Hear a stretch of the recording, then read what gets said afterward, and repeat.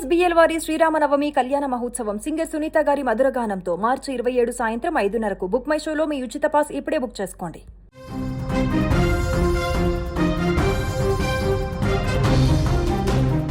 కర్నూలు నగరంలో అర్ధరాత్రి వేళ ఘోర ప్రమాదం చోటు చేసుకుంది.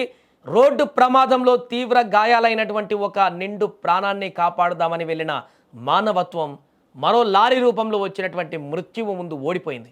చీకటిని చీల్చుకుంటూ వచ్చిన 2 రాక్షస వాహనాలు ముగ్గురిని బలి తీసుకున్నాయి.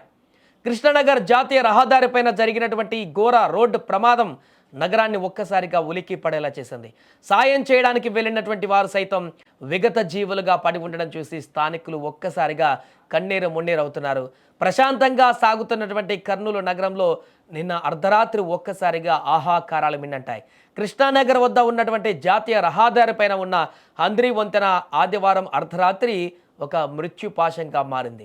వంతెనపై వెళ్తున్న ఒక బైకర్ను వెనక నుంచి వచ్చిన ఒక లారీ బలంగా ఢీకొట్టింది.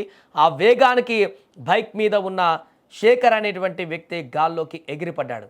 తలకు తీవ్ర గాయాలవ్వడంతో శేఖర్ అక్కడికక్కడే ప్రాణాలు వదిలేశాడు. అయితే ఈ విషాదం అక్కడితో ఆగలేదు.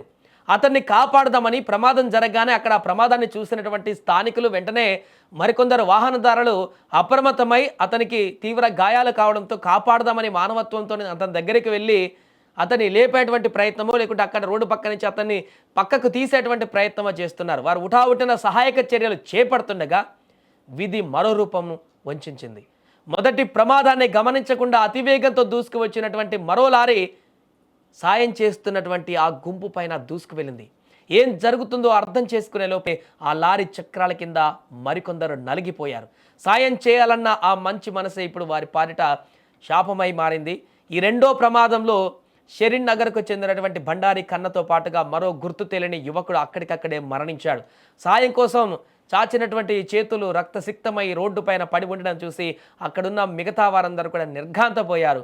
1 నిమిషం క్రితం వరకు పక్కనే నిలబడి మాట్లాడిన వ్యక్తులు ఇప్పుడు విగత జీవులుగా పడి ఉండడంతో ఆ ప్రాంతమంతా కూడా పూర్తిగా ఆహాకారాలతో మిన్నంటిపోయింది. ఈ ప్రమాదంలో పలువురు తీవ్రంగా గాయపడ్డారు. ప్రమాద ధాటికి ద్విచక్ర వాహనాలు నుజ్జునుజ్జైపోయాయి. సమాచారం అందుకున్నటువంటి ట్రాఫిక్ పోలీసులు వెంటనే ఘటనా స్థలానికి చేరుకొని గాయపడినటువంటి గాయపడినటువంటి వారిని ఆల్రెడీ 2 చనిపోయారు లారీ గుద్దడంతో. మిగతా ఈ గుద్దిన సమయంలోనే మిగతా మందికి గాయాలయ్యాయి. వారిని హాస్పిటల్కి తరలించారు, కర్నూలు ప్రభుత్వ ఆసుపత్రికి.